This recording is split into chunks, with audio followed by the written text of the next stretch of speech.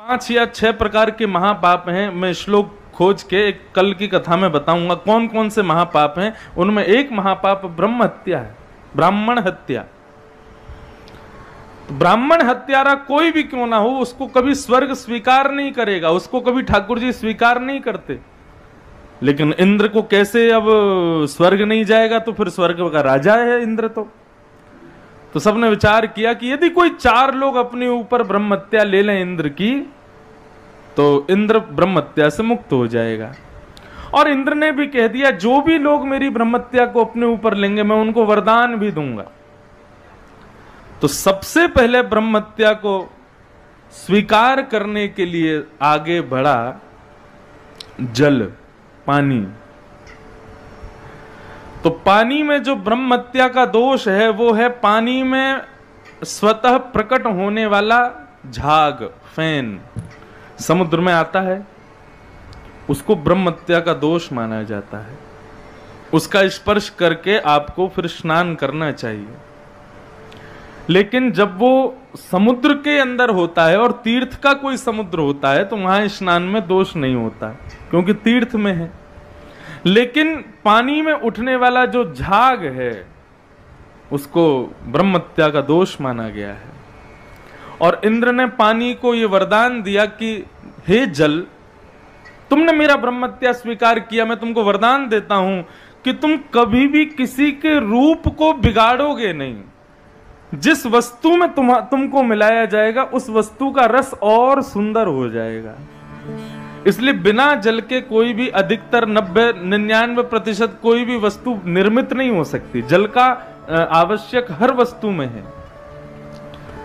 तो पहली ब्रह्म हत्या ली जल ने। दूसरी ब्रह्म हत्या अपने ऊपर धारण की पृथ्वी ने। तो पृथ्वी में जहां कहीं भी लाल मिट्टी दिखाई देती है वो ब्रह्म हत्या का दोष है। और पृथ्वी को वरदान दिया इंद्र ने कि कोई तुम में कितना भी गड्ढा करे लेकिन एक दिन तुम अपने आप भर जाया करोगे, तुम में कभी गड्ढा रह नहीं पाएगा। ये पृथ्वी को वरदान दिया। तीसरा ब्रह्म हत्या को अपने ऊपर धारण किया वृक्षों ने। तो कई वृक्षों के पत्तों को तोड़ने पर उनसे निकलने वाला श्वेत रंग का जो उनका लिक्विड पदार्थ होता है वो ब्रह्म हत्या का दोष माना जाता है। और वृक्ष को इंद्र ने वरदान दिया कि कोई तुमको कहीं से भी काट दे लेकिन तुम पुनः उदित हो जाया करोगे। इस प्रकार 3 लोगों ने ब्रह्म हत्या को लिया। और चौथी ब्रह्म हत्या को अपने ऊपर लेने के लिए आगे आई मातृशक्ति, नारी। नारी ने कहा, हम ब्रह्म हत्या को स्वीकार करती हैं तुम्हारे को। तब इंद्र ने कहा कि हे माताएं, आप लोगों ने मेरी ब्रह्म हत्या को स्वीकार किया, प्रत्येक मास कुछ दिनों के लिए मेरी ब्रह्म हत्या के लिए आपको अपवित्र होना पड़ेगा। लेकिन मैं आपको वरदान देता हूं। वरदान सुन के आनंद आ जाएगा। लेकिन मैं आपको वरदान करता हूं कि पुरुष को आप अपने वश में कर पाओगी, ये शक्ति आपके पास होगी। पुरुषों को अपने वश में करने की शक्ति मैं आपको प्रदान करता हूं। ये इंद्र का वरदान है माताओं को। तो इसलिए मासिक धर्म जो माताओं को होता है वो इसीलिए है कि इंद्र का जो ब्रह्म हत्या का दोष है भागवत अनुसार वो माताओं ने स्वीकार किया। इसी कारण वे मास के कुछ दिन ठाकुर जी का स्पर्श आदि नहीं करती, क्योंकि ब्रह्म हत्या का जो स्वरूप है वो महापाप माना जाता है। उसमें उनका दोष नहीं है लेकिन उतने दिन वे अपवित्र हैं। इसलिए ठाकुर जी के वैदिक कार्य और रसोई घर में जहां प्रसाद बनता है, जिस घर में प्रसाद नहीं बनता उसमें तो चले जाओ, कोई दिक्कत नहीं। लेकिन जहां ठाकुर जी का भोग बनता है वहां नहीं जाना चाहिए। वैसे तो किसी को भी अपने हाथ का बना प्रसाद माताओं को उन दिनों में नहीं देना चाहिए। इसका विशेष ध्यान रखना चाहिए। ये कोई इस पर कई लोगों की प्रतिक्रिया गलत होती है। माताओं को कई घरों में बड़े गलत भाव से प्रस्तुत किया जाता है इन दिनों में, लेकिन ऐसा नहीं है।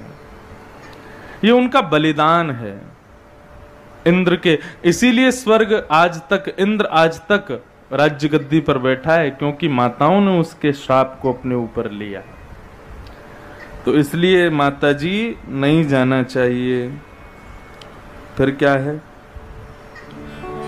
गुरु जी को कोटि को प्रणाम। अच्छा, कृपया करके आज की युवा पीढ़ी के लिए कर्म एवं कर्तव्य विषय पर चर्चा कर इस विषय पर प्रकाश डालें। युवा पीढ़ी के लिए कर्म एवं कर्तव्य। देखो, व्यक्ति कर्म आजकल अपने आप सुनिश्चित करता है कि मुझे क्या करना है। वो किसी के कहने पर या किसी के बताए गए मार्ग पर चल कर के तो कोई कर्म करता नहीं। कर्म और कर्तव्य दोनों में अंतर है। कर्म आत्म पोषण के लिए किया जाता है और कर्तव्य सामाजिक और व्यवहारिक पारिवारिक पोषण के लिए किया जाता है। जैसे कि ये कथा कराई जा रही है बगड़िया परिवार की ओर से, ये कर्म नहीं है, ये कर्तव्य है। आप जो अपनी दुकान पर जाते हैं, अपना बिजनेस करते हैं, आदि आदि जो कर्म करते हैं, वो कर्म है, वो आप अपने आत्म पोषण के लिए कर रहे हो। लेकिन कर्तव्य व्यवहार पोषण के लिए किया जाता है। तो आजकल के बच्चे कर्म को तो समझते हैं कि हाँ, हमको जॉब करनी है, बिजनेस करना है, या हमको अपने एम्स फॉलो करने हैं, हमको ये सब करना है। ये कर्म को तो वे लोग जानते हैं, लेकिन कर्तव्यों का निर्वहन करना आज की पीढ़ी भूल चुकी है। और एक बात कहूं, 3 दिन से रोज आप युवाओं को डांट पड़वा रहे हो, लेकिन इसमें डांट पड़नी बड़ों को चाहिए, क्योंकि वे कर्तव्य भूल रहे हैं आप लोगों के कारण। मैं आज के युवाओं की परिस्थिति बताऊं तो आजकल के बुजुर्ग उतने धार्मिक नहीं होते जितने युवा होते हैं। आप कभी मेरी कथाओं में आकर के युवाओं को देखोगे, कई स्थान के युवा कथाओं में आते हैं, उनके भाव इतने अद्भुत होते हैं कि उन भावों को कोई पा नहीं सकता। इसका मतलब मेरा संशोधन, मेरा एक विचार ये कहता है कि युवा बताए गए मार्ग को यदि आप सिद्ध करके उसको बता दो तो वो करेगा, लेकिन उसको बताने वाला नहीं मिला है अभी तक। आज का युवा धर्म से दूर नहीं है। आज का युवा वैदिक सनातन धर्म को ऐसा नहीं जानना नहीं चाहता, लेकिन सनातन धर्म और हमारा वैदिक धर्म क्या है ये उनको बताने वाला नहीं मिला आज तक। और एक बात कहूं आपसे, व्यासपीठ या व्यास गद्दी से प्रवचन किया जा सकता है, लेने वाला ले, नहीं लेने वाले मत लो, लेकिन ये जो कर्तव्य निर्वहन होता है ना, ये तो माता पिता का ही धर्म है समझाना अपने बालकों को, ये और कोई नहीं समझाएगा। घर के माता पिताओं को शास्त्र आज्ञा करते हैं, माता शत्रु पिता बैरी ये न वालो न पाठितः।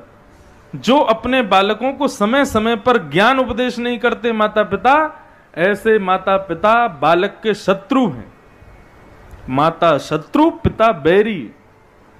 इसलिए बंधुओं, गलती हम लोग क्या करते हैं कि बचपन में ही इतना लाड़ प्यार कर देते हैं कि वो लाड़ प्यार हमारा खत्म ही नहीं होता, चले ही चला जाता है। और वो एक समय पर आकर के इतना भयंकर हो जाता है कि बच्चे हमारे मुंह पर कुछ उल्टा सीधा बोल के चले जाते हैं और हम सुनते रहते हैं। बचपन में ये कह करके शांत हो जाते हैं कि अभी बच्चा है, और बड़े हो जाने पर फिर कुछ कह ही नहीं सकते। इसलिए शास्त्रों का कभी कभी अवलोकन किया करो, वहां एक एक चीज की विधा बताइए। कितने दिन लाड़ प्यार करो बच्चों को, लालयेत 5 वर्षाणी, बच्चों को केवल 5 साल तक प्यार करो। और 10 वर्षाणी ताड़ेत, जैसे ही बालक 5 साल का हो जाए, 4 साल तो खूब बढ़िया जन्मदिन मनाओ उसका, 5वां जन्मदिन भी मनाओ, लेकिन 5वें जन्मदिन के उपहार में क्या देना है? चल बेटा, अब तुमको थोड़ा तराशा जाए।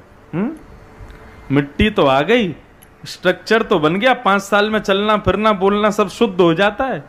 अब आओ थोड़ा तुमको हाथ लगाया जाए। हाथ लगाने का मतलब क्या है? थोड़ा बालक को भय बना करके रखो, वो आपके नेत्रों से ही डरे। देखिए एक मेरी बात मानो, डरना कहीं कहीं बहुत जरूरी है। गुरुओं के सामने, माता पिता के सामने बालक यदि किसी बात को कहने में संकोच करते हैं तो इसका मतलब वो बालक बहुत अच्छा है। जिस बालक को अपने माता पिता से संकोच नहीं होता ना, वो बिगड़ा ही समझो उसको।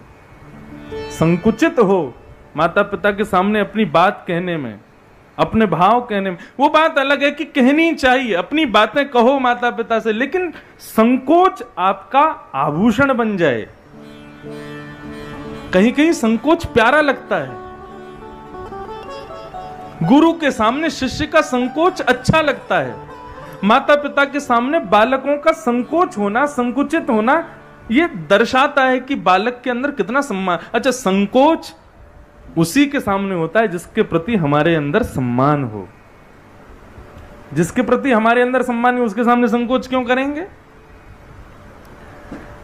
इसलिए लालयेत पंचवर्षाणि, 5 वर्ष तक बच्चों को खूब लाड प्यार करो, लेकिन जैसे ही 5 साल का बालक हो जाए 10 वर्षाणि ताड़ेत। ताड़ने का मतलब मारना नहीं, थोड़ा सा बाउंड्रीज रखो उसके चारों तरफ। कहीं भी जाने नहीं देना है, कहीं भी कुछ भी खाने नहीं देना है, कुछ भी पहनने नहीं देना है, कुछ भी करने नहीं देना है। 15 वर्ष का बालक जब तक ना हो जाए तब तक थोड़ा अंकुश रखो उस पर। लेकिन शास्त्राज्ञा करते हैं प्राप्ते तु 16 वर्षे, जैसे ही बालक 16 वर्ष का हो जाए पुत्रम मित्रवदाचरेत।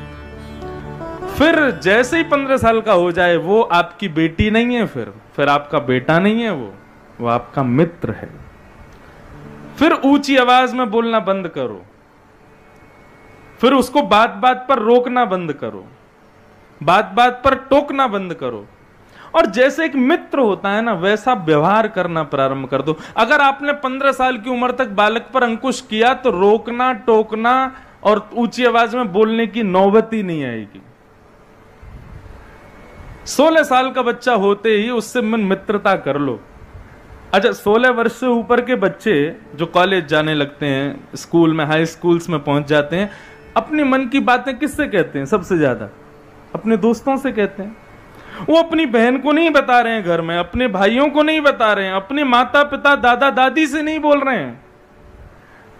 बार बार कहां भागेंगे? स्कूल जाना है, कॉलेज जाना है, बाहर जाना है। क्यों? क्योंकि मित्र जो है वो बाउंड्रीज नहीं बनाता उसके लिए। उसको पता है कि मैं जो बात कहूंगा ये समझेगा। माता पिता की तरह रोकेगा टोकेगा नहीं मुझे, इसलिए वो सब बातें उनसे कहता है। तो क्यों ना तुम वो बाउंड्रीज खुद ही हटा दो। 15 साल के बाद बच्चे से मित्रता कर लो, इतने सहज हो जाओ कि वो सारी बातें तुमसे कहे। उसके प्रथम मित्र माता पिता। आजकल बच्चों के माता पिता मित्र नहीं है, इसीलिए आपके बुलावे पर ना वो कथा में आते हैं, आपके बुलावे पर ना वो मंदिर जाते हैं, आपके बुलावे पर ना वो कोई भजन वजन के काम करते हैं, क्योंकि आपने उनको मित्र बनाया नहीं है। मैं दोनों पक्षों की बात कह रहा हूं। जब तक ताड़ना करनी है तब तक करनी चाहिए, लेकिन जिस उम्र के बाद नहीं करनी है तो बिल्कुल नहीं करनी है। अगर शास्त्र की आज्ञानुसार हम लोग चलने लगे ना तो सबसे मॉडर्न धर्म है हमारा हिंदू वैदिक धर्म, लेकिन हम लोग मानते नहीं है, समझते नहीं है, उसकी वास्तविकता को जानते नहीं है।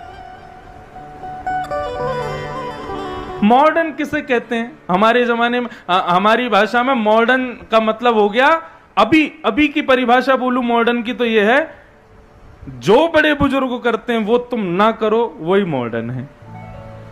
ऐसा नहीं है। हमारे शास्त्रों ने, आपको पता है, अभी एक दिन आप बगड़िया जी बता रहे थे, हमारे खानदान में आपकी माता जी थी जाने कौन, जिन्होंने घूंघट की प्रथा का, भाभी थी, हाँ, जिन्होंने घूंघट की प्रथा को रोका। बता रहे थे ना, हमारे हिंदू वैदिक सनातन धर्म का है ही नहीं घूंघट प्रथा। ये तो जब मुगल आए भारत में तो अपनी बहन बेटियों की सुरक्षा के लिए हमारे पूर्वजों ने अपनी बहन बेटियों से कहा कि मुंह ढक के रहा करो, नहीं तो हमारे यहां था नहीं। केवल हाँ ये है, सम्मान में आज भी सिर तो ढकते हैं, लेकिन ये घूंघट करना ऊंचा ऊंचा, ये हमारे शास्त्रों में आज्ञा ही नहीं थी इसकी कभी। ये तो मुगलों से बचाने के लिए ये सब नियम बनाए गए। हमारा हिंदू वैदिक धर्म बहुत अच्छा है, लेकिन लोग समझते नहीं है उसको। तो बच्चों के कर्म कर्तव्यों पर मैं तो बोल दूंगा, लेकिन समझाना आप लोगों को ही पड़ेगा।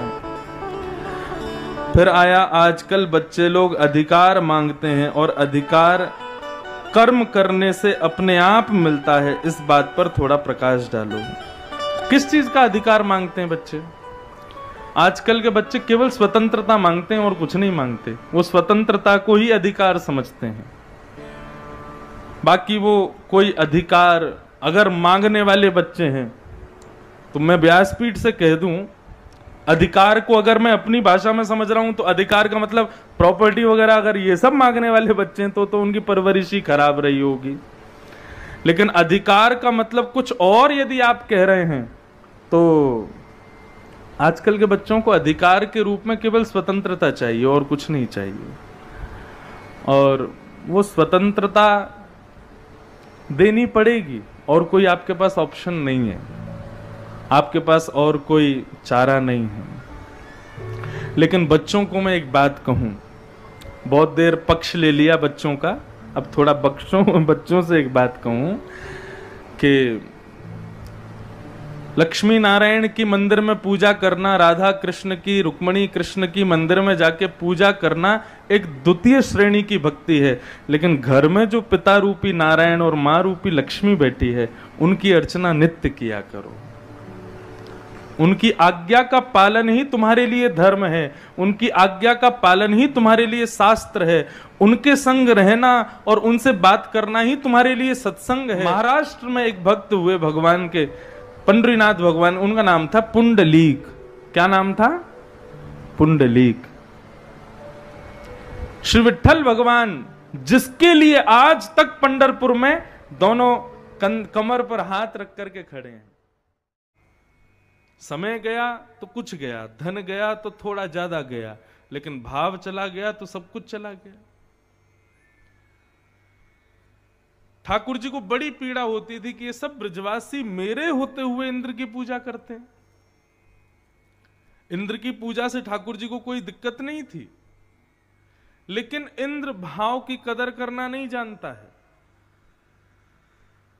इसलिए भैया, जब हम असद व्यक्ति की सेवा करते हैं, असद व्यक्ति से प्रेम करते हैं, या असद देवताओं को पूजते हैं, ठाकुर जी को बड़ी पीड़ा होती है।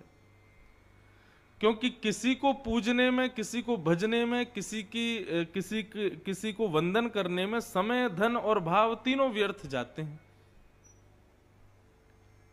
किसी ने बता दिया कि फलाने गांव में एक देवता है, उनको पूजन करे आओ, तो आप देखो वहां जाओगे तो उसमें आपका समय भी जाएगा, वहां जाने में धन भी खर्च होगा, आपका भाव भी खर्च होगा, और वो देवता असद है तो उसकी सेवा करने में ठाकुर जी को कष्ट होगा कि भाई क्यों कर रहे हो। सुंदरकांड में स्पष्ट लिखा है, देव देव आलसी पुकारा। जो ज्यादा देवताओं के भरोसे पड़ा रहता है, स्वयं कर्तव्य और कर्म पर विश्वास नहीं करता, केवल देवता सहायक बनेंगे, हनुमान जी पे चोला चढ़ा दो, अंबे मैया पे चुनरी चढ़ा दो, और वहां जाकर के ये कर आओ, गंगा जी में ये चढ़ाओ, वहां पेड़ पे ये बांध आओ, इन सब चीजों में ज्यादा पड़ना नहीं चाहिए।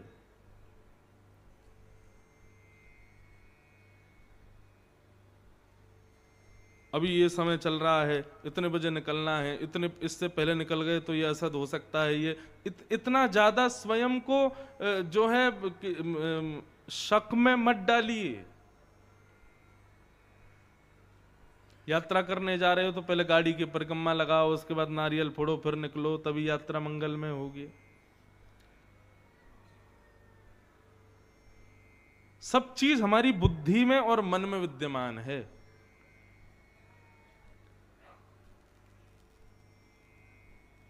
इतने ज्यादा प्रपंचों में स्वयं को मत डालिए। मैं तो लोगों से निवेदन करता हूं कि ज्यादा नियम भी मत बनाओ, अपने नियम रखो, कोई एक सद नियम रखो, लेकिन जो सुबह सुबह बहुत ज्यादा नियम करते हैं ना, ऐसे लोगों से भी थोड़ा उनको समझाना चाहिए, भाई इतने नियम भी मत रखो। सूर्य को जल देना चाहिए, तुलसी जी को प्रणाम करना चाहिए, हनुमान चालीसा पाठ करनी चाहिए, ठाकुर जी की सेवा करके प्रणाम करना चाहिए, इतने नियम तक ठीक है। कई लोगों के नियम सुबह 7 बजे शुरू होते हैं, 10-11 बजे तक नियम ही चल रहे हैं। अभी तो उसका पाठ चल रहा है, आदित्य हृदय स्तोत्र का पाठ चल रहा है, फिर उसके बाद इसका पाठ चल रहा है, इसके बाद इसका पाठ चल रहा है, फिर सूर्य के सामने ये चल रहा है, वहां पर जाके चावल चढ़ा रहे हैं, वहां पर ये कर। इतने नियमों में पढ़ने वाला व्यक्ति सदैव संशय में ही रहता है कि अरे शंकर जी नाराज नहीं हो जाए, क्यों, मैंने उनका तो पाठ किया ही नहीं आज। एक नियम रखो बस, लेकिन सद रखो। भगवान इतनी लॉजिकल बात करते हैं गोवर्धन पूजा के समय कि पिताजी यदि आप इंद्र को इसलिए वंदन करते हो कि वो बारिश करेगा, ओलावृष्टि नहीं करेगा, हमारे खेतों की रक्षा करेगा, सूर्य ने क्या बिगाड़ा आपका, उसकी भी पूजा करो। बेचारा कभी बिल नहीं भेजता, लेकिन हमारे घर में खूब रोशनी करता है। और ये बिजली विभाग वाले आए दिन बिल भेज देते हैं कि हमने इतनी लाइट दी, इसका बिल भरो। सूर्य कभी भेजते हैं बिल? कभी नहीं भेजते। वायु हमको हवा देती है, श्वास देती है। एक ऑक्सीजन सिलेंडर खरीदने जाओगे कितना महंगा आता है, लेकिन ये वायु देवता हमको 24 घंटे इतनी श्वास देते हैं, हवा देते हैं। कभी बोलते हैं कि भाई हमको भी वेतन दिया करो, कभी भरा करो बिल हमारा भी? नहीं। पिताजी 33 करोड़ देवता मानव की कोई ना कोई इच्छा को पूरा ही करते हैं। सबको वंदन करने लग जाओगे तो फिर निकल गया पूरा जीवन देवताओं के पूजन में ही निकल जाएगा। एक को वंदन करो बस। बिना भाव के 4 घंटे पूजा करोगे कोई मतलब नहीं बनता, लेकिन भाव से 1 मिनट ठाकुर जी के सामने बैठ करके नेत्र बंद करके उनका स्मरण करके पुष्प अर्पित कर दोगे, वो पुष्प ठाकुर जी को स्वीकार है।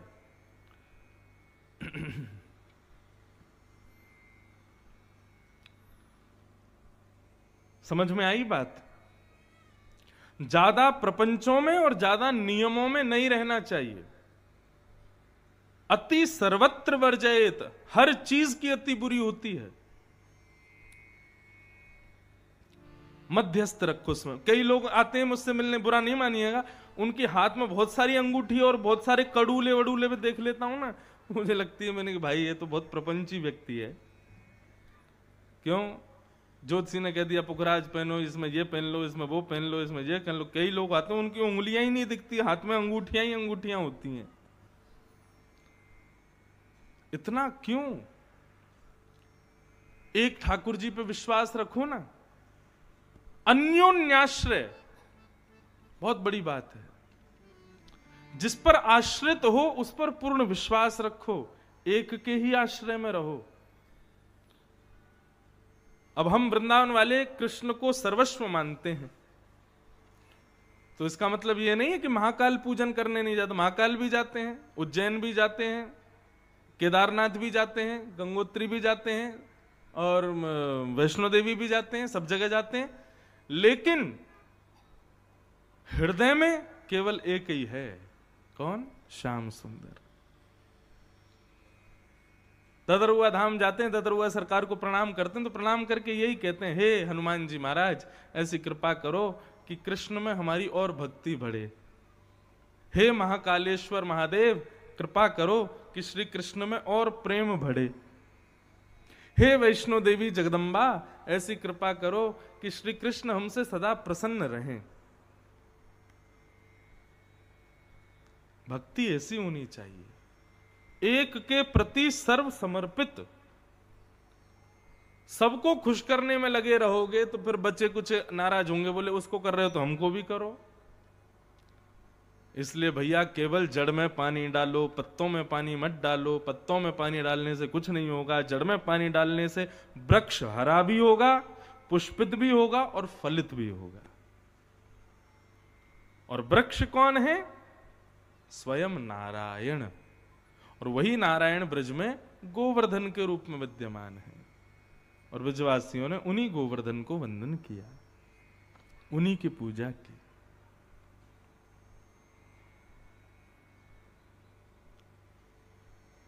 सब ब्रजवासियों को लेकर के ठाकुर जी गए, गोवर्धन पूजन करवाया, गोवर्धन को वंदन करवाया। सब ब्रजवासियों ने परिक्रमा लगाई, मानसी गंगा में स्नान किए, 56 भोग सजाए, और 56 भोग सजाने के बाद में सबने प्रार्थना की तो 4 भुजा वाले श्री गोवर्धन नाथ प्रकट हो गए। श्री गोवर्धन नाथ की जय। सब ब्रजवासी इतने खुश हो गए, बोले लाला इंद्र की पूजा करते करते बुढ़े हो गए, लेकिन या इंद्र ने कभी दर्शन नहीं दियो। आज एक बार की पूजा में ही श्री गोवर्धन नाथ प्रसन्न हो गए, प्रकट हो गए, दर्शन दे रहे हैं। हम तो भैया धन्य है गए, हम तो सौभाग्यवंत है गए। सब ब्रजवासी अपने घर घर की सामग्री लेकर के जा रहे हैं, अपने हाथ से गिरिराज जी को पवा रहे हैं।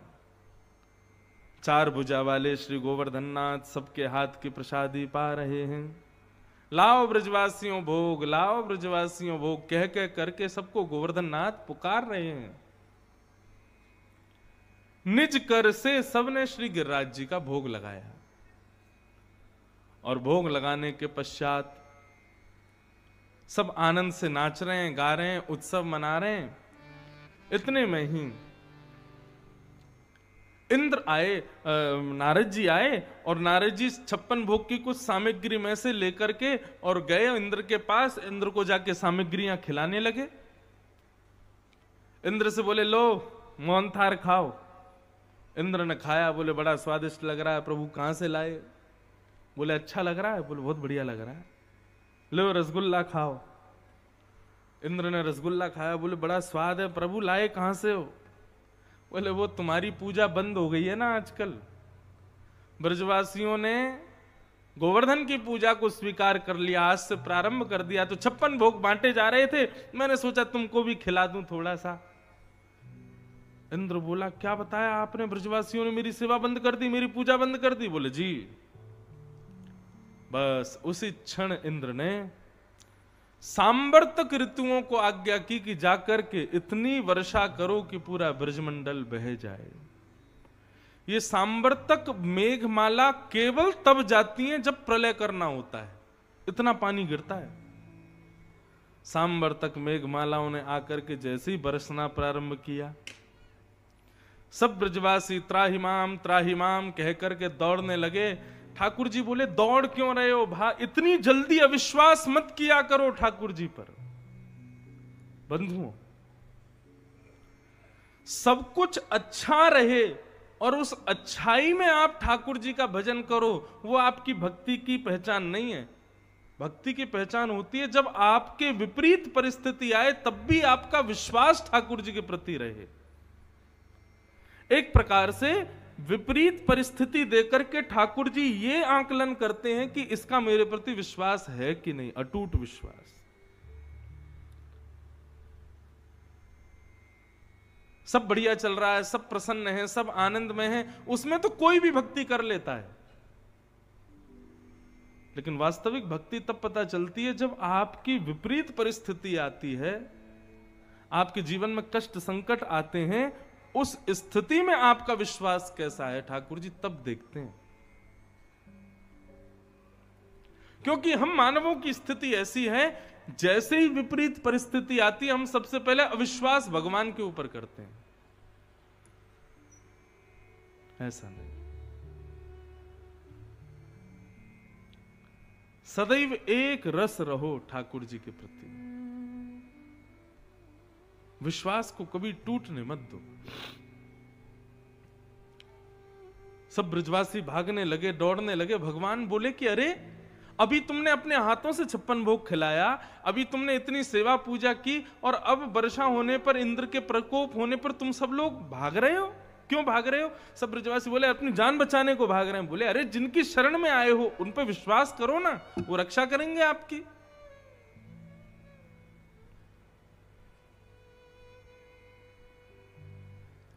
ऐसी भक्ति मीराबाई की है, ऐसी भक्ति रैदास की है, ऐसी भक्ति कुम्मन दास की है, ऐसी भक्ति सूरदास की है। रैदास को नदी में स्नान करते हुए ठाकुर जी मिल गए।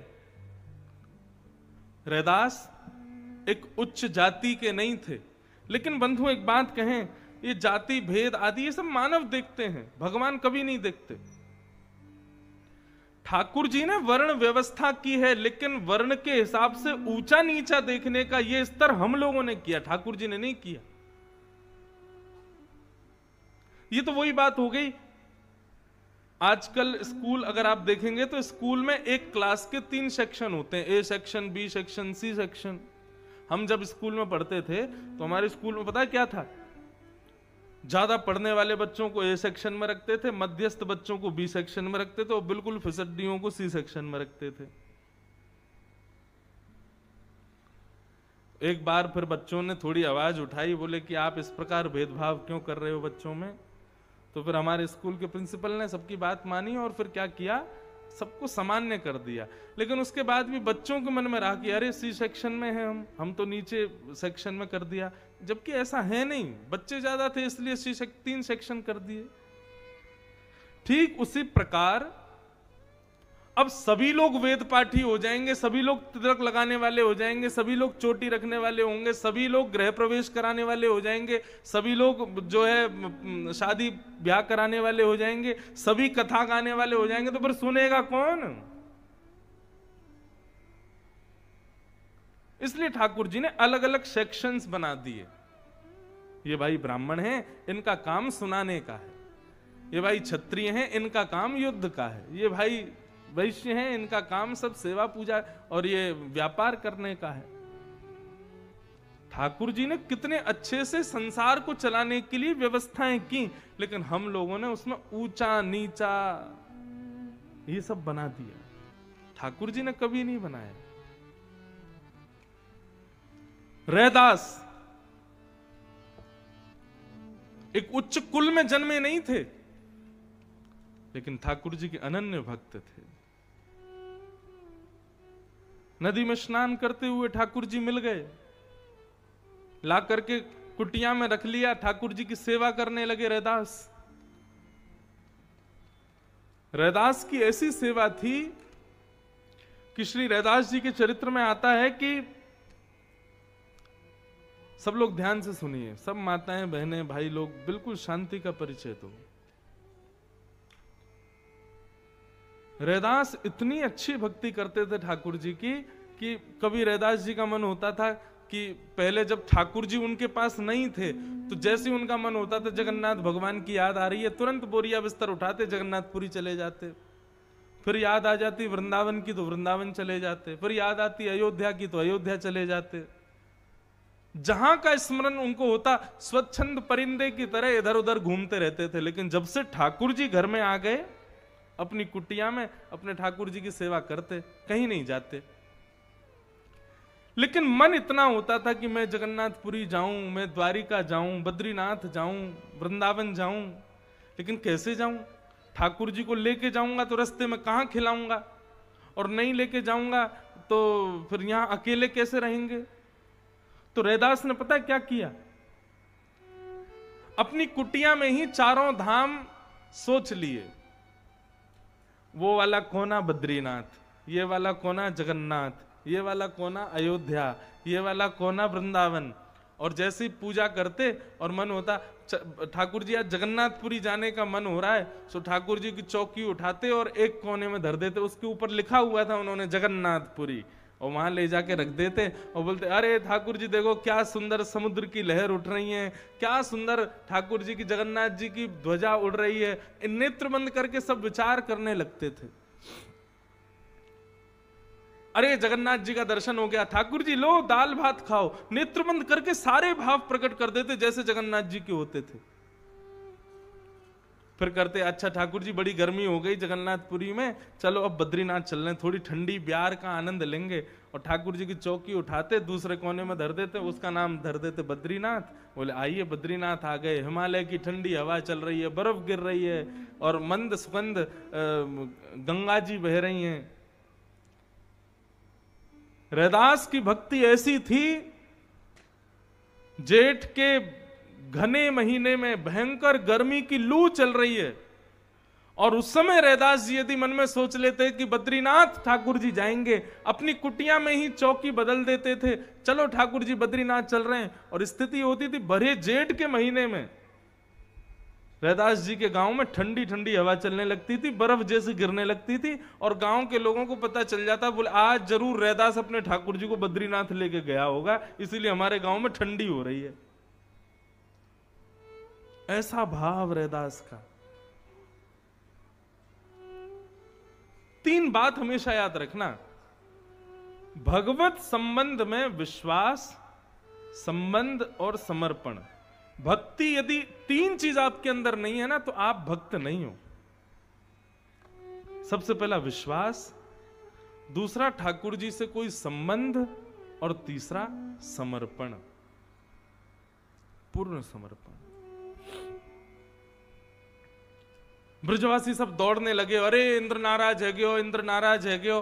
ठाकुर जी बोले, अरे जिनकी शरण में आए उन पर विश्वास करो ना।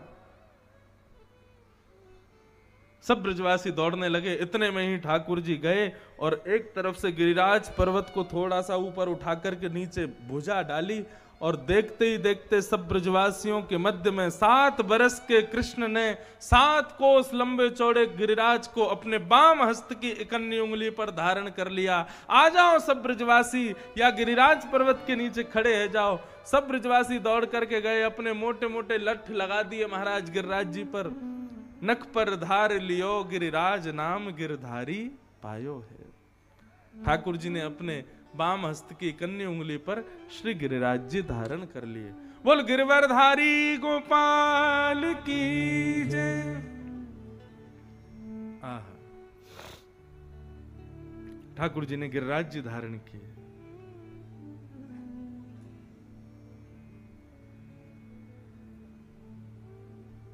सब ब्रजवासी खड़े, अपने अपने डंडा लगा करके खड़े हैं। जैसे ही मानो गिरिराज जी उठाए, सबने आके अपने डंडा लगा लिए और सब बोले, लाला तू चिंता मत करे, हम सबन ने अपने डंडा लगा लिए, तू अपनी उंगली नीचे कर ले। ठाकुर जी बोले, तुम्हारे डंडा अंत कछु ना होगा, हटा लो इन्हें। ब्रजवासी बोले, ज्यादा बात मत बनावे लाला, या नेक सीसी उंगली को ऊपर करके खड़ो है, चल या नीचे कर ले, हमारे डंडान पे खड़े हैं गिरिराज जी, तू नीचे कर ले। ठाकुर जी मुस्कुराने लगे, बोले, इतने बड़े गिरिराज पर्वत तुम्हारे इन डंडान पर टिके हुए हैं? बोले, तू क्या सोच रहा, तेरी उंगली पर टिक रहे हैं? बोले, और नहीं तो क्या।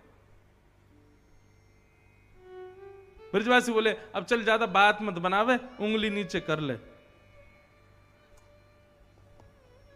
ठाकुर जी बोले, देख लो, हम नीचे कर लेंगे।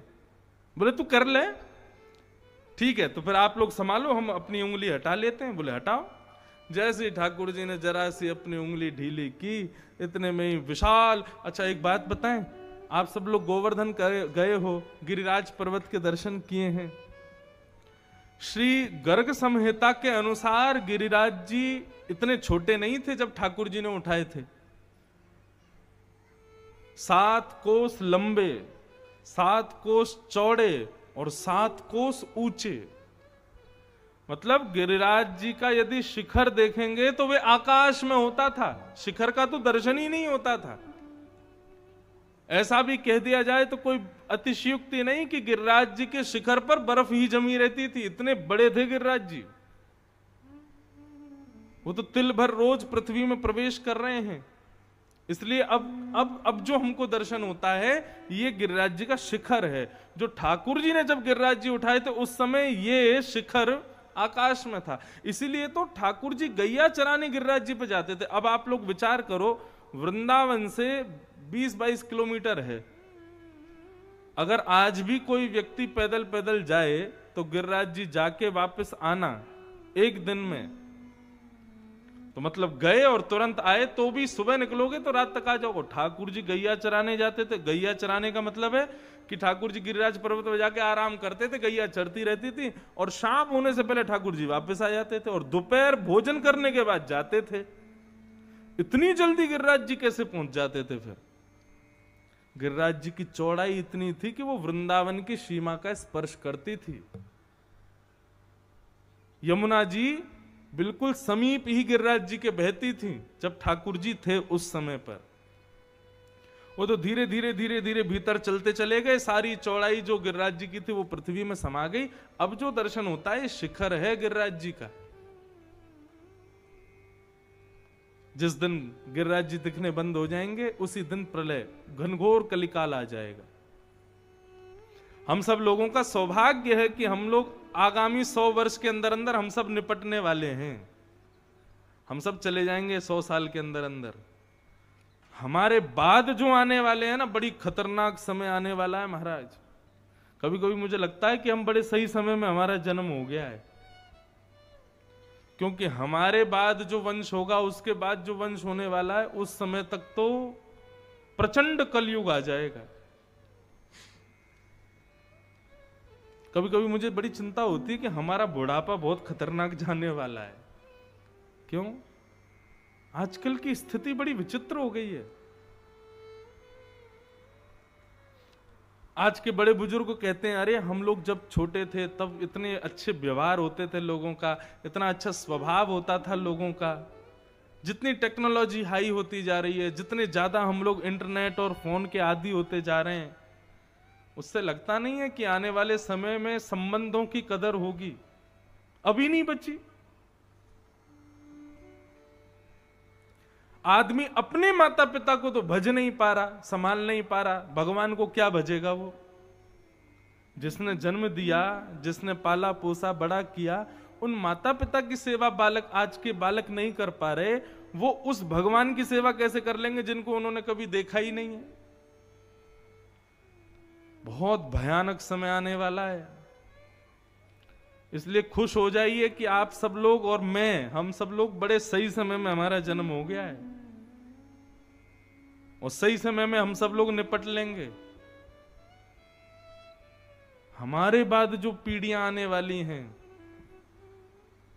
जन्म लेते ही बालक फोन ना चलाने लग जाए तो आप कहना।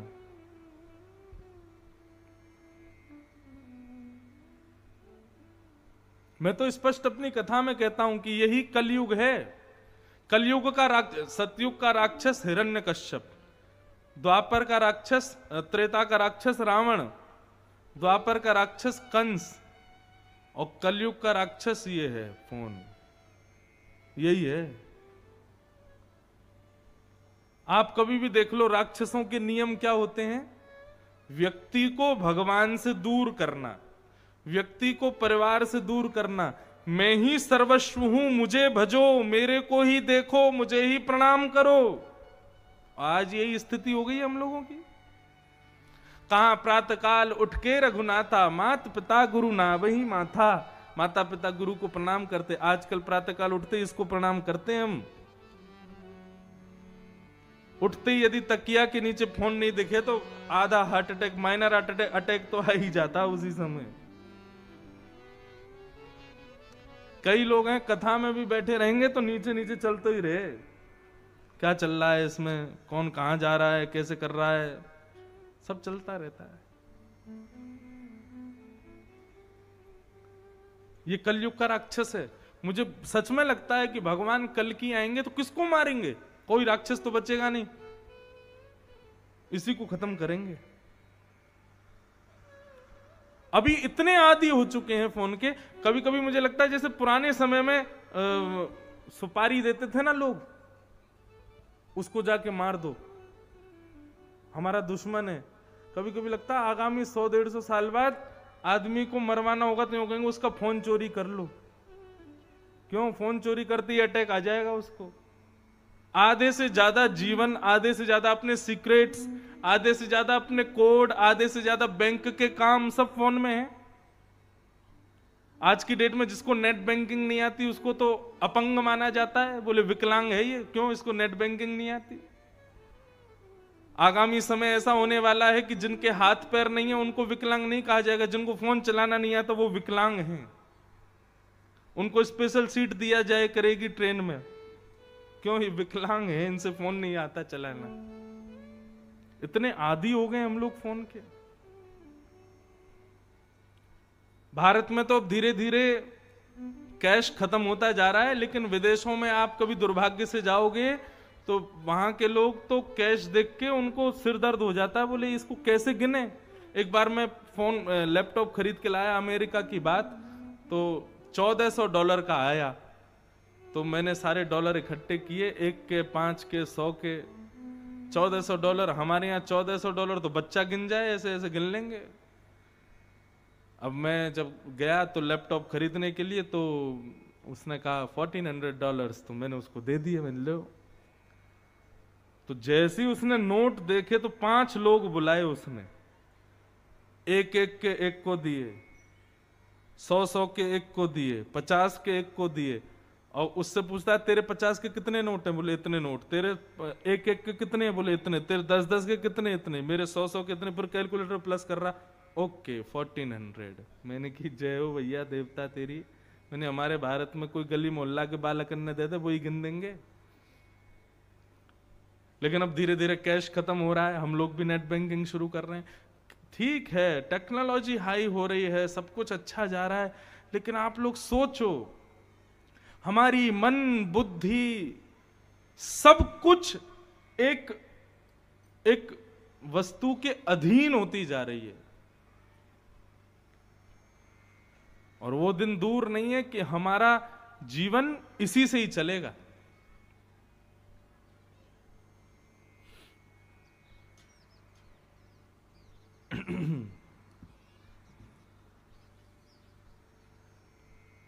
तो भगवान ने नख पर गिरिराज जी धारण किए। सब ब्रजवासी बोले लाला उंगली नीचे कर ले। ठाकुर जी बोले ठीक है, तो आप लोग संभालो, हम कर रहे हैं। जैसे ही उंगली नीचे करने लगे, इतने में ही विशाल गिरिराज पर्वत नीचे आने लगे। चट्ट चट्ट करके सबके डंडे टूटने लगे। सब ब्रजवासी बोले लाला संभाल संभाल संभाल। ठाकुर जी ने फिर से उंगली लगाई, गिरिराज जी संभल गए। अब सब ब्रजवासी बोले इतना बड़ा गिरिराज पर्वत, इतना विशाल गिरिराज पर्वत, हमारे मोटे मोटे डंडा टूट गए, यानी लाला ने अपनी पतरी सी उंगली पर उठा लियो। अरे लाला, तो मैं इतनी शक्ति कहां से आई? तेने इतने बड़े गिरिराज जी कैसे उठाए? हमारे ब्रज में बड़ा प्रसिद्ध सब गाते हैं, कछु माखन को बल बढ़ो, कछु गोपन करी सहाय, श्री राधे जू की कृपा सो मैंने गिरिवर लियो।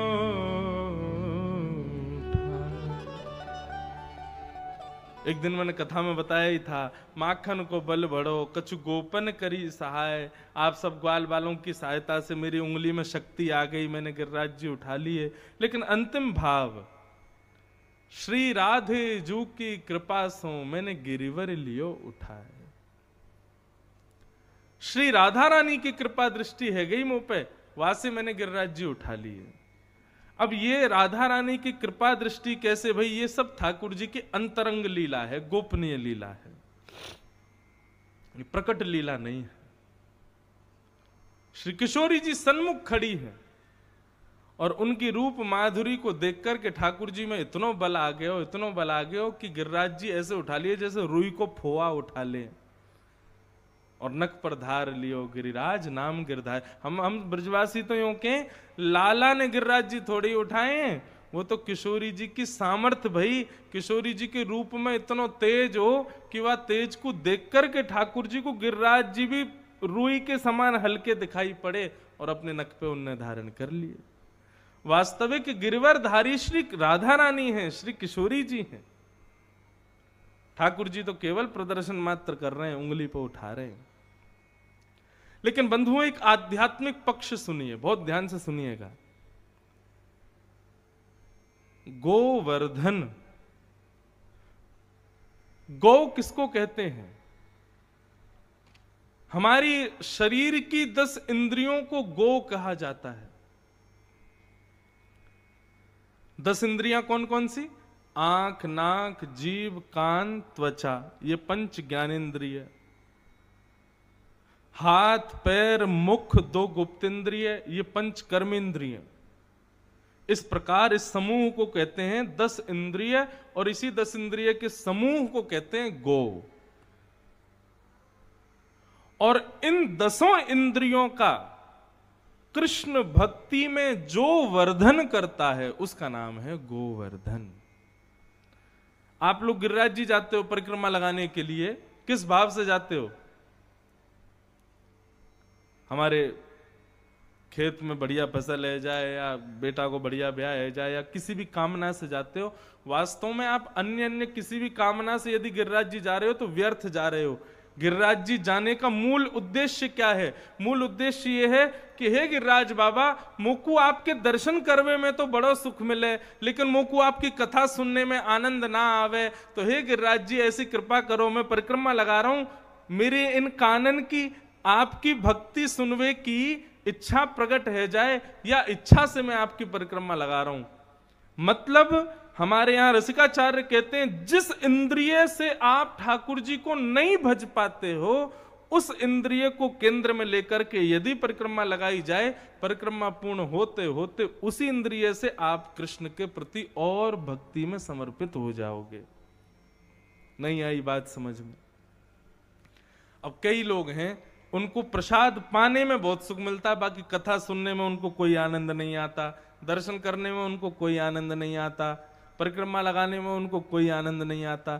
लेकिन कहीं पता चल जाए कि प्रसाद बट रहा है ठाकुर जी का, सोई भागेंगे हाथ आगे करके, बोले नहीं ठाकुर जी को प्रसाद पानो है, ठाकुर जी को प्रसाद चाहिए। तो प्रसाद में तो सुख है, लेकिन कथा में नहीं है, दर्शन में नहीं है। तो ऐसे लोगों को गिरिराज जी की परिक्रमा करनी चाहिए कि हे गिरिराज बाबा, हमारे आंखन को इतना प्रेम प्रदान करो कि इनसे दर्शन में भी सुख मिले, हमारे कानन को इतनी शक्ति प्रदान करो कि कहीं कथा हो तो इनकी सुनवे की इच्छा होवे।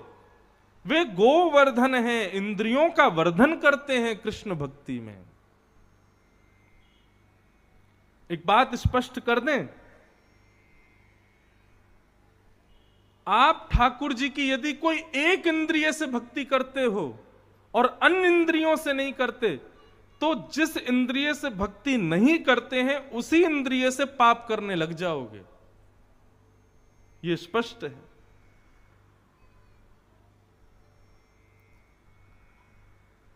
वृंदावन में अधिकतर लोग किस लिए आते हैं पता है?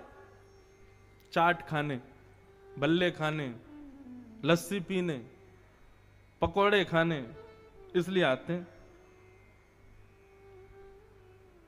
अधिकतर पंजाब तरफ, हिमाचल तरफ के लोग बहुत आते हैं वृंदावन। कभी कोई आए वृंदावन तो उससे पूछो कि भैया वृंदावन गए थे? बोले जी गए थे। क्या देखा वृंदावन में?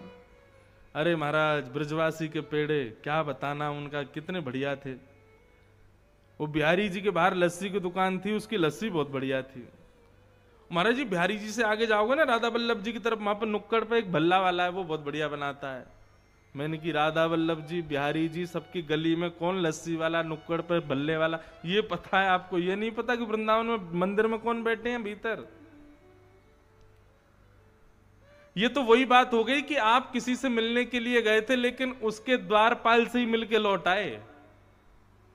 उसके सिक्योरिटी गार्ड ने अंदर तुमको जाने ही नहीं दिया। वृंदावन के सिक्योरिटी गार्ड हैं, वहां की लस्सी, वहां के भल्ले, वहां के पेड़े, ये सब वृंदावन के सिक्योरिटी गार्ड हैं। लोगों को अपने तक ही सीमित रखते हैं, उससे अंदर जाने ही नहीं देते।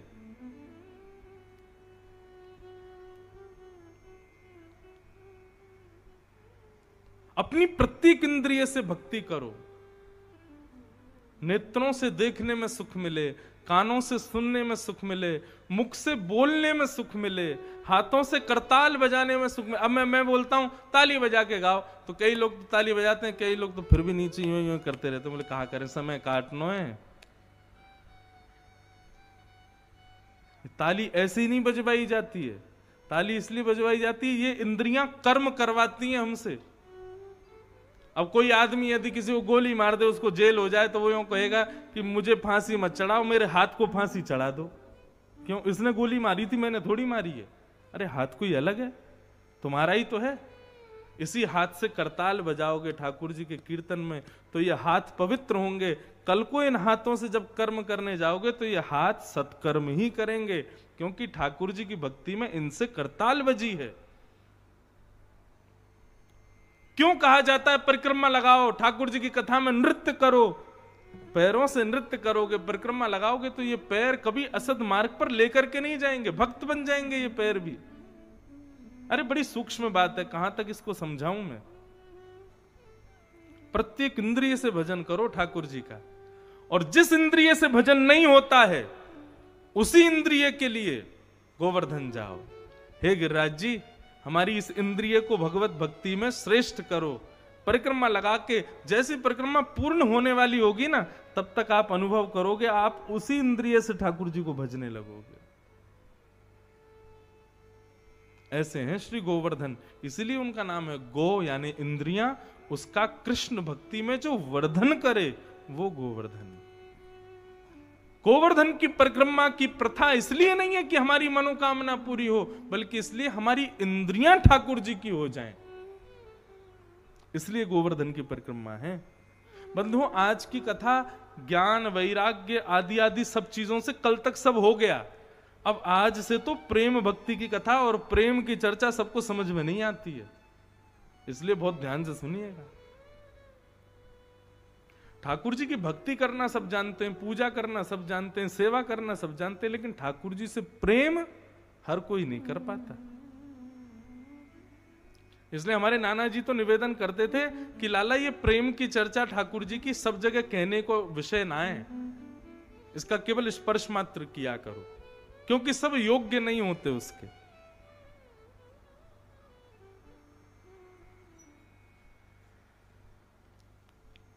प्रत्येक इंद्रिय ठाकुर जी की हो जाए, उसके लिए गिरिराज जी की शरण में जाओ।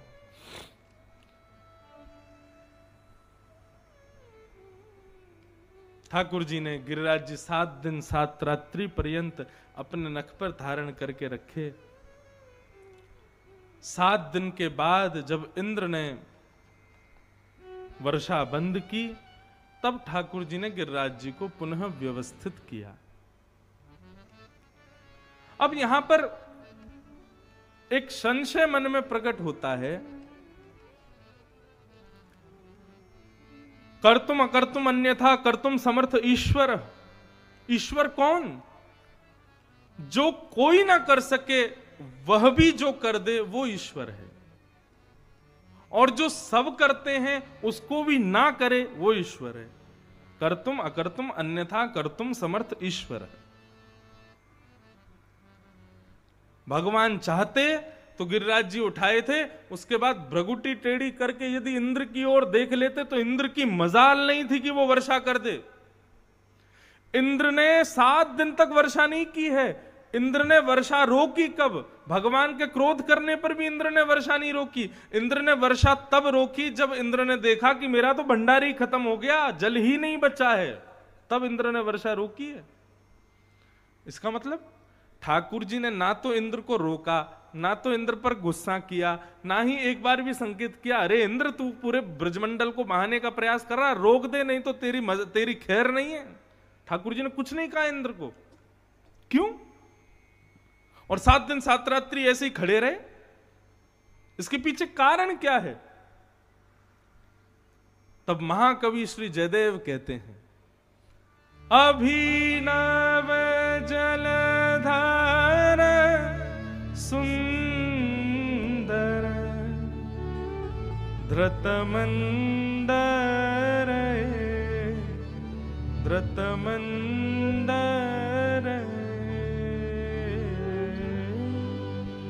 श्रीमुख चंद्र चकोर जय जय देव हरे। जयदेव महाप्रभु।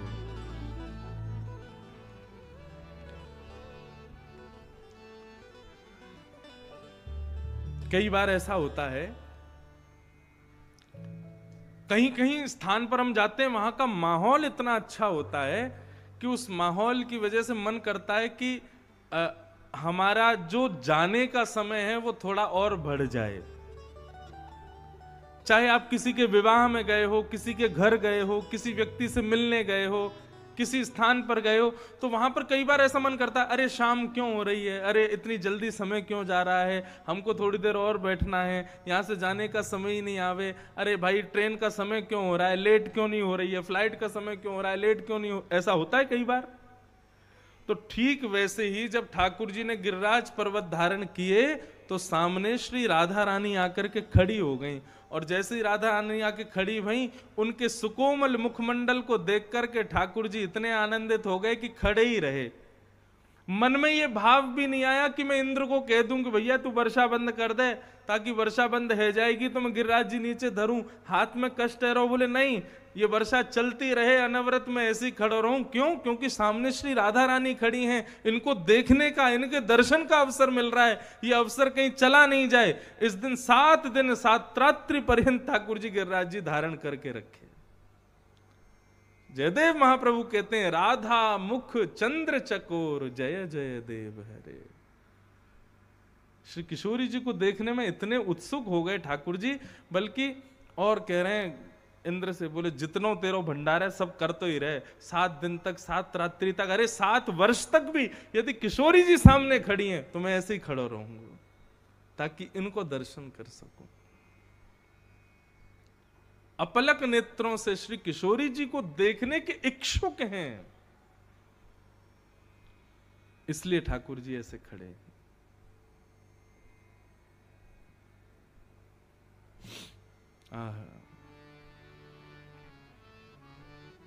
वृषभानु की लली सांवरियों से नेहरा लगा के चली। हरि वृषभानु की लली सांवरियों से नेहरा लगा के चली।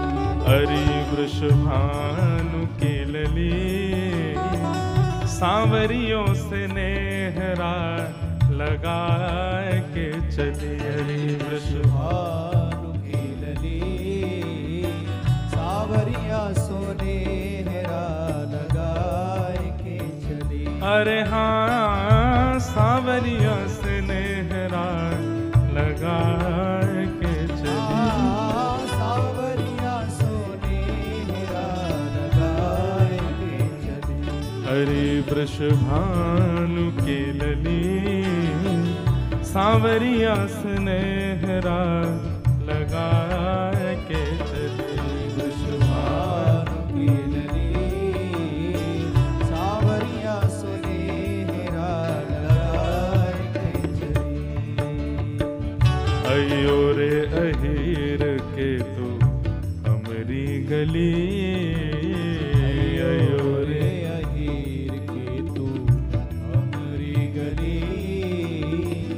चंदन छिड़कूं लाला तेरी पगड़ी। अरे हाँ, चंदन छिड़कूं लाला तेरी पगड़ी। अरे वृषभानु की लली सांवरिया से नेहरा लगा के चली।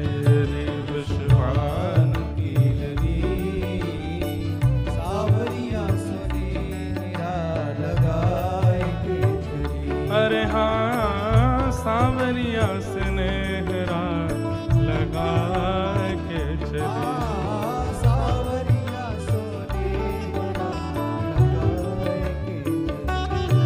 तो ये वृंदावन रस की चर्चा है कि ठाकुर जी ने 7 दिन 7 रात्रि गिरिराज जी यामारे उठाए, क्योंकि सामने किशोरी जी खड़ी हैं। अगर इंद्र ने वर्षा बंद कर दी, मैंने गिरिराज जी नीचे धर दिए, तो फिर किशोरी जी चली जाएंगी, इनके दर्शन का सुख मुझे नहीं मिलेगा। इसलिए किशोरी जी कहीं जामे भी ना, गिरिराज जी नीचे धरने भी ना पड़े। या हमारे 7 दिन तक ठाकुर जी ने भी इंद्र को नहीं कहा कि भाई वर्षा बंद कर दे, चलन दे। किशोरी जी सामने खड़ी हैं, इनके दर्शन करते रहेंगे, और गिरिराज पर्वत धारण करके खड़े हैं। बड़े इतने इतने भाव हैं गिरिराज पर्वत धारण के, उन्हीं पे ही पूरे प्रसंग हो जाएंगे। ठाकुर जी ने गिरिराज जी धारण किए, 7 दिन बाद व्यवस्थित करके अपने सुव्यवस्थित स्थान पर उनको विराजमान कर दिया। इंद्र ने आकर के भगवान से क्षमा मांगी, और क्षमा मांगते हुए भगवान से कहा कि प्रभु आप मेरे भगवान हो, आप मेरे पिता हो, गुरु हो, मुझे दंड दीजिए। माता पिता और गुरुजनों को चाहिए, बहुत ध्यान से सुनिए सब लोग,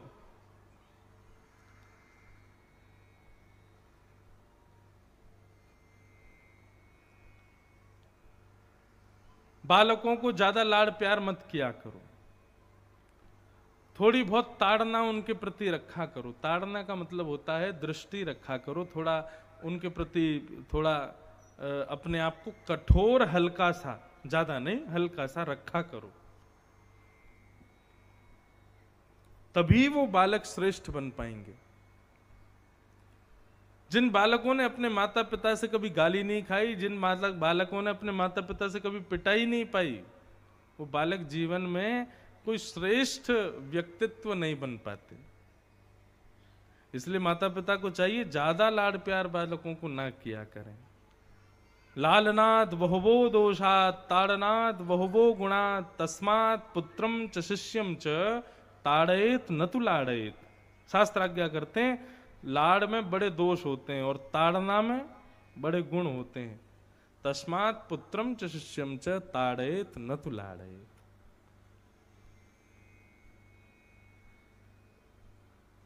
भगवान से वही कहते हैं, इंद्र आप चाहें तो मुझे मार दीजिए, आप चाहें तो मुझे कष्ट दंड दीजिए, आप चाहें तो मुझसे किसी भी प्रकार से मेरे को दंडित करिए, ताड़ना कीजिए। लेकिन ठाकुर जी ने इंद्र को क्षमा कर दिया। इंद्र ने स्तुति गाई, भगवान ने क्षमा कर दिया। आगे ठाकुर जी के गायों ने अभिषेक किया और भगवान का नाम गोपाल गोविंद रखा। गायों ने भगवान का नाम रखा है गोविंद। ये ठाकुर जी को बड़ा प्रिय है ये नाम गोविंद। कुंती स्तुति में वर्णन करते हैं कि जो व्यक्ति गोविंद कहकर के ठाकुर जी को पुकारता है, एक क्षण के लिए सही, एक हवा के झोंके के सहित ही सही, ठाकुर जी उसका स्पर्श जरूर करने आते हैं। कहीं कोई कष्ट में तो नहीं है। इसलिए बंधुओं, जब भी कभी कोई बहुत कष्ट वाली स्थिति आए ना, तो ठाकुर जी को गोविंद कह करके पुकारो। लेकिन ठाकुर जी आते उसी के पास हैं जो निरंतर पुकारता रहता है। वैसे तो कभी नहीं पुकारता, लेकिन जीवन में कष्ट आए तब पुकारेगा, उसके लिए ठाकुर जी नहीं जाएंगे। जो प्रसन्नता में भी पुकारता है, जो हर स्थिति में पुकारता है, ऐसा व्यक्ति यदि कष्ट में आ जाए और गोविंद बोले, तो निश्चित है कि एक हवा के झोंके के रूप में ही सही ठाकुर जी आएंगे जरूर। अति प्रिय नाम है ठाकुर जी को गोविंद। एकादशी व्रत की कथा बताई गई और तत्पश्चात रास पंचाध्याय प्रारंभ हुआ। अब यहां से रास की कथा प्रारंभ होती है। बहुत ध्यान से सुनिएगा। रास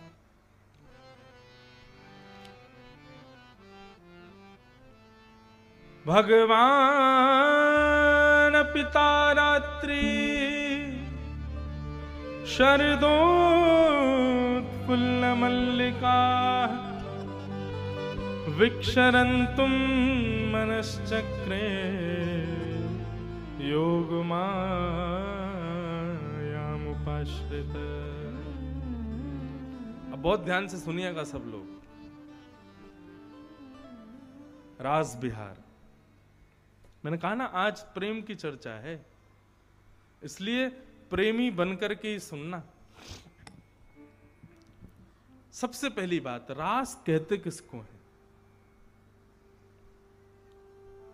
अभी मैं कहूं रास का मतलब क्या, तो अधिकतर लोगों ने मन में सोच लिया होगा वही नाचना।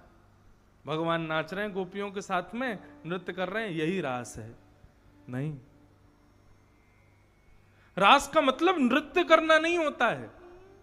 रास का सीधा अर्थ होता है भगवान जब अपने प्रेमी भक्त से मिलने जाते हैं, उसको रास कहते हैं। दो शब्द हैं, रस और रास। जब भक्त भगवान से मिलने की कामना करता है और भगवान के समीप जाता है, वो रस कहलाता है। लेकिन भक्त की प्रेम भक्ति से प्रसन्न होकर जब भगवान भक्त से मिलने आते हैं, उसको रास कहते हैं। समझ में आ गई बात? आप लोग कथा में आ रहे हो, अपने घरों से आ रहे हो, सुनने के लिए आ रहे हो, ददरुआ सरकार दर्शन करने जा रहे हो। कल हम गए थे ग्वालियर में, खेड़ापति हनुमान दर्शन करने जा रहे हो, मनसापूर्ण हनुमान जी दर्शन करने जा रहे हो, वृंदावन बिहारी लाल के दर्शन करने जा रहे हो। ये सारी स्थितियां आप जा रहे हो भगवान के पास, ये रस कहलाते हैं। लेकिन आपकी भक्ति से प्रसन्न होकर के वृंदावन बिहारी लाल भिंड आ जाएं, पिडौरा गांव में प्रकट हो जाएं, ये रास कहलाएगा।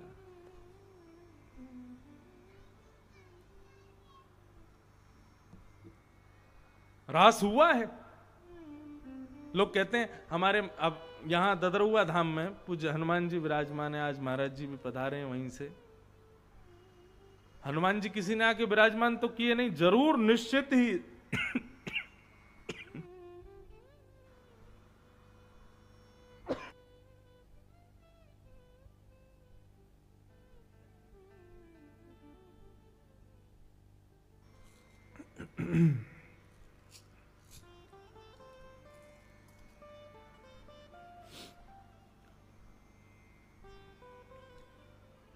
अभी वर्तमान महाराज जी जो हैं, आपके पूर्व महाराज जी या उनके पूर्व महाराज जी जो भी यहां पर विराजे होंगे, उनकी तपस्या भजन के बल से हनुमान जी प्रकट हुए होंगे। रास हुआ था वहां पे, क्यों?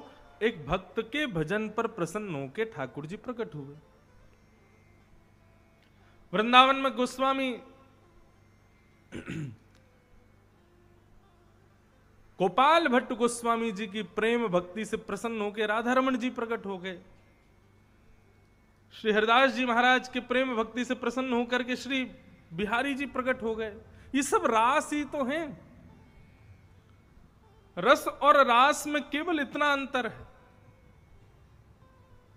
आप भगवान के, अच्छा एक सीधी भाषा में, थोड़ी अल्लड़ भाषा में बोलूं तो आप भगवान के पीछे भाग रहे हो, वो रस है। लेकिन आपकी भक्ति से प्रसन्न हो कि भगवान आपके पीछे भाग रहे हैं, वो रास है। वास्तव में हम कथा क्यों सुनते हैं, वृंदावन क्यों जाते हैं, संतों के समीप क्यों बैठते हैं, सत्संग क्यों करते हैं? ताकि एक दिन ये रस रास में बदल जाए, हमारी भक्ति ऐसी हो जाए, हमारा प्रेम ऐसा हो जाए कि उस प्रेम पाश में ठाकुर जी बंध जाएं और हमारा अनुकरण करें, हमारे पीछे पीछे लाल जी आमें। जगन्नाथपुरी में श्री जगन्नाथ जी के एक भक्त हुए, बहुत ध्यान से सुनना, उनका चरित्र मैंने कल परसों भी सुनाया था, श्री माधव दास। तो माधव दास जी जो थे, ये भगवान के बड़े अनन्य भक्त थे।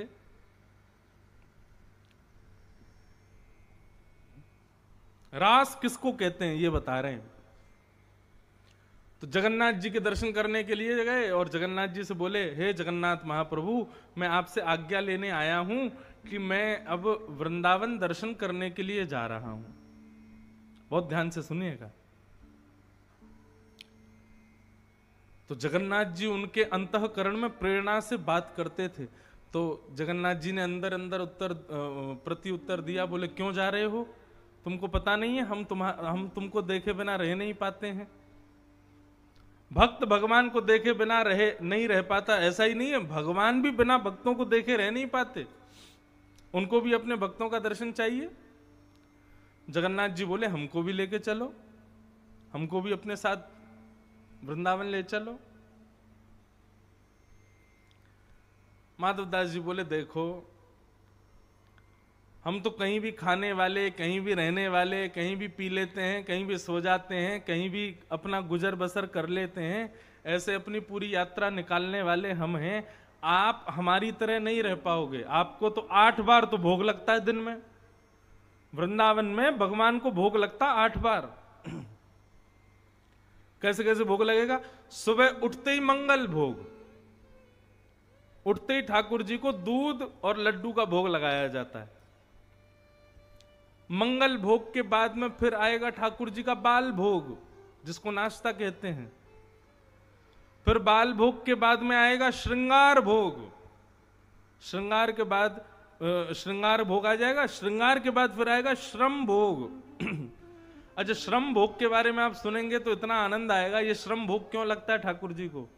बोले कि पुजारी जी ने ठाकुर जी का श्रृंगार किया ना, गले में माला पहनाई, हाथों में बाजूबंद पहनाए, सिर पर मुकुट पहनाया, तो ठाकुर जी थक गए श्रृंगार कराने में, इसलिए श्रृंगार कराने में थक गए तो थकान का भोग आता है ठाकुर जी को। अरे मैंने कि भाई ये बढ़िया है, 8 बार भोग लगाते हैं ठाकुर जी।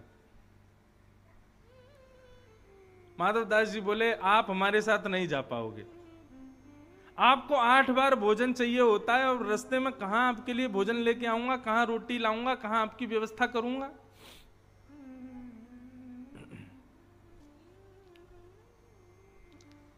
बहुत सावधानी से सुनो। इसलिए आप तो यहीं रहो, हम जा रहे हैं वृंदावन। माधवदास जी जैसे वृंदावन के लिए निकले तो माधवदास जी को ज्यादा भूख प्यास लगती नहीं थी, सहज रहते थे, सरल रहते थे माधवदास जी। चलते चलते शाम हो गई, एक नगर में पहुंचे, गांव में पहुंचे। गांव में पहुंचते ही वृक्ष के नीचे बैठे थे माधवदास जी और विचार कर रहे थे, भैया कोई भक्त मिलेगा, कोई आता जाता दिखेगा तो उससे कुछ एक आध रोटी मांग लेंगे, खा लेंगे, अपना बसर करेंगे। लेकिन थोड़ी बहुत देर बाद ही माधवदास जी को इतनी जोर की भूख लगी, इतने व्याकुल हो गए कि महाराज उनकी इच्छा होवे कहीं से भी फल मिले, कोई पत्ता मिले, कुछ तो मिले, मुझे भूख लगी है, खाना है। और माधवदास जी चिंता करें, इतनी जोर की भूख तो मुझे कभी नहीं लगती, आज इतनी जोर से भूख क्यों लगी है। माधवदास जी व्याकुल हो गए, मरता क्या नहीं करता। गांव में पहुंच गए, गांव में जाके और ढूंढने लगे, भाई कोई ऐसा वैष्णव भक्त मिले जिसके यहां जाके 2 रोटी तो खाऊं मैं, इतनी तेज भूख क्यों लगी आज। तभी एक बूढ़ी माता जी के घर में प्रवेश किया, उनसे कहा, मैया हम जगन्नाथपुरी से आए हैं, वृंदावन जा रहे हैं, बड़ी जोर की भूख लगी है, आप थोड़ी रोटी खिला दोगी। मैया बोली, हाँ बैठो, हम खिलाते हैं अभी। मैया लाई थाली सजा के, माधवदास जी तुरंत महाराज टूट पड़े, भोजन करने लगे जोर जोर से। बोले, आज पता नहीं क्या हो गया, जीवन में इतनी भूख कभी नहीं लगी, आज इतनी क्यों लग रही है। मैया पंखा जलते जलते बोली, बाबा आप बड़े निर्दयी हो। माधवदास जी बोले, ऐसा क्यों कह रही हो मैया। अरे नहीं बाबा, आप बड़े निर्दयी हो, इतना सुंदर, इतना सुकोमल, इतना प्यारा संग में बालक लेके घूम रहे हो, उसको भोजन नहीं करा रहे हो, अकेले अकेले ठूस रहे हो। माधवदास जी बोले, कौन बालक। बोले, तुम्हारे बगल में जो बैठा है, देखो इसकी आंखें कितनी प्यारी, इसके गाल कितने प्यारे, छोटा सा बालक। अरे मुझे तो दया आ रही है, इसकी माँ ने इसको कैसे दे दिया होगा आपको, और आप इतने निर्दयी, अकेले पूरी थाली खा रहे हो, उससे पूछ भी नहीं रहे हो। अरे बेचारा वो भी भूखा, तेरा उसको भी खिलाओ। माधवदास जी रुक गए, बोले, भैया कौन सा बालक, यहां कोई नहीं बैठा। अरे तुम्हारे बगल में बैठा बाबा, आंखन ने खोल के देखो, इतनी रोटी में बावले हो गए, बालक नहीं दिखाई दे रहा है। माधवदास जी समझ गए, बोले ये कोई बालक फालक नहीं, जगन्नाथ जी संग में आ गए मेरे। और अब पता चली मुझे भूख इतनी तेज क्यों लग रही थी। बोले ये संग में चल रहे हैं। तब माधवदास जी ने प्रणाम किया, बोले जय जय, मैंने मना किया था ना, आप मत चलो साथ में, रास्ता बड़ा दुर्गम है, कहां रोटी खाओगे, कहां सोओगे, कैसे गुजर बसर करोगे, आप मानते नहीं हो, चले आए साथ में। और माधवदास जी को दिख नहीं रहे थे ठाकुर जी, बस चलते चलते माधवदास जी को अनुभव होता था कि कोई कंधे पर बैठा है, थोड़ा भार जैसा लगता था। अब जहां कहीं भी रुकते, बेर मिलते, फल मिलते, कोई भोजन देता तो पहले उसको थोड़ी देर किनारे रखते, आंख बंद करके बैठे रहते, ये भाव रखते कि जगन्नाथ जी पहले भोग लगा लें फिर मैं खाऊंगा। वृंदावन पहुंचे। वृंदावन जैसे पहुंचे तो बिहारी जी का दर्शन करने के लिए गए तो पता चला कि अभी बिहारी जी श्रृंगार करा रहे हैं अपना। माधवदास जी एक भक्त के यहाँ गए, भक्त के यहाँ से बहुत सारे चने इकट्ठे कर लिए और चने इकट्ठे करके जमुना जी के किनारे बैठ गए और जमुना जी के किनारे जाकर के एक आसन बिछाया, आसन पर भाव रखा, जगन्नाथ जी बैठे हैं और सामने पात्र में चने रख दिए और चने रख के कहा, ठाकुर जी आज अब भोजन अभी तक तो मिला नहीं है, इसी का भोग लगाओ, बिहारी जी की राजभोग हो जाएगी तब कुछ पाएंगे। भोग आदि लगा के चना वना खा करके जैसे ही माधवदास जी बिहारी जी का दर्शन करने के लिए गए तो स्वामी श्री हरिदास जी महाराज भीतर से निकल के आए और भीतर से निकल के आके बोले, तुम माधवदास हो क्या? माधवदास जी आश्चर्य, आपको कैसे पता कि मैं माधवदास हूं? बोले अरे आज तेने बड़ो बड़ो कियो। माधवदास जी बोले मैंने क्या कर दिया? बोले हमने ठाकुर जी के सामने पूड़ी कचौड़ी बेड़ई सब्जी और जलेबी इमरती जाने कितने 56 भोग बना के धरे, लेकिन ठाकुर जी ने मुंह टेढ़ो कर लियो। बोले क्यों टेढ़ो कर लियो? बोले ठाकुर जी बोले अरे यहाँ माधवदास आयो है जगन्नाथपुरी थे और यानी इतने सारे चना खवा दिए कि मेरा पेट भर गयो, अब मुकू कचू खावे की इच्छा ना है रे। माधवदास जी आश्चर्यचकित हो गए, बोले जय हो नाथ, मैं तो ऐसी सहज निवेदन करता, ठाकुर जी स्वीकार कर लेते हैं। कहां तक सुनाऊं बंधुओं, इस स्थिति को रास कहते हैं जो माधवदास के साथ होती थी, इसको रास कहते हैं। रास सुनने का विषय नहीं है, रास देखने का विषय नहीं है, रास करने का भी विषय नहीं है, रास अनुभूति का विषय है। और ये रास एक ना एक दिन होगा जब भक्ति के पथ पर चलोगे, आपको भी अनुभव होगा। ठाकुर जी बगल में ही बैठे हैं, अरे देखो मेरी आधी रोटी खा गए, मेरे संग तो होता है खूब। हम ग्वालियर में जहां रुके हैं तो वहां ऊपर किला है, नीचे ही घर है। तो जिस कमरे में हम रुके हैं वहां हमारे ठाकुर जी बैठे हैं, तो हम यहाँ कथा करने आते हैं, खिड़की खोल के आते हैं, ठाकुर जी को खिड़की के पास बैठा देते हैं। मैंने आप बढ़िया किला देखते रहो, वहीं बाहर हनुमान जी का मंदिर है। तो मन में भाव आता है कि श्री हनुमान जी ठाकुर जी को कंधा पे बैठा के पूरे ग्वालियर में घुमाते होंगे, ऐसा भाव करके आते हैं। तो शाम को जब हम जाते हैं तब तक ठंडी हवा चलने लगती है और खिड़की खुली रहती है। तो आज इसीलिए हमको जुकाम हो गया, क्योंकि हमारे ठाकुर जी को ठंडी लग गई है। ये रास है।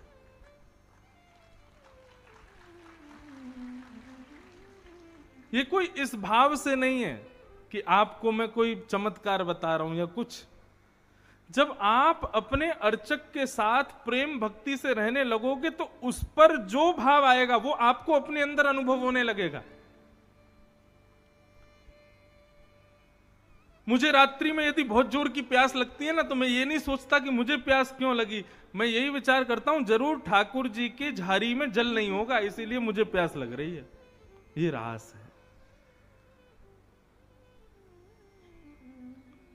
जब अर्चक अपने अर्चावतार के प्रति पूर्ण प्रेम समर्पित रखता है ना, तो जैसे प्रियसी यदि नाराज है, प्रियसी यदि दुखी है, बालक यदि दुखी है, मां अपने आप दुखी हो जाती है। इसी प्रकार जब ठाकुर जी के प्रति कोई भाव आप रखते हो, उनके ऊपर आने वाली कोई भी क्रिया हो, वो आपको अपने अंदर अनुभव होने लगती है। इसी अनुभूति को रास कहते हैं।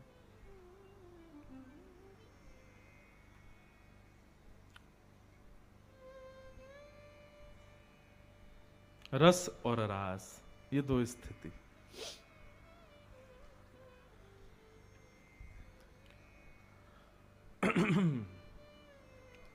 तो फिर प्रश्न उठता है, तो ये भगवान ने गोपियों के साथ जो नृत्य किया वो क्या है? तो बंधुओं, नृत्य जो होता है ना, वो करना नहीं पड़ता। जब बहुत अच्छा समय आता है या बहुत सुखद अनुभूति होती है तो नृत्य अपने आप होने लगता है। बेटा यदि घोड़ी पे बैठा है, शादी हो रही है, तो पिता से नाचना ना भी आता हो, लेकिन फिर भी अपने बेटा को घोड़ी पे देख के वो इतना खुश हो जाता है कि नाचने लगता है, कहीं भी हाथ पैर मारने लगता है।